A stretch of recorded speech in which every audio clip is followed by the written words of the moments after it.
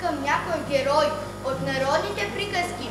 Но кой? Трябва да е много честен, за да разчитам на него. Трябва да е много умен, за да знае всичко. Трябва да е и хитър, за да... какво само гледате? Помогнете де! Кой герой от народните приказки е честен, умен и хитър?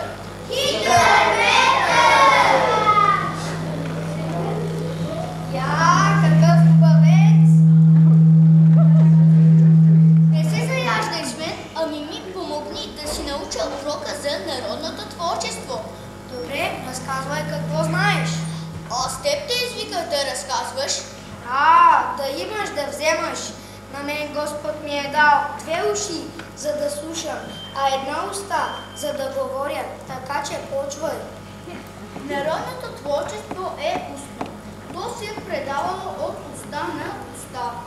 Срещнали се хората на улиците и си разказвали приказки, пеят песни. Не, хората са срещнали по специални места, седенки, и там са случвали тези неща. Сега няма седенки, аз как да си науча урока?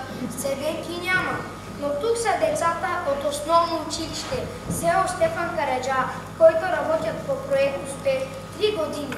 С тях ще направим разходка в народните приказки и танци. Да тръгваме тогава.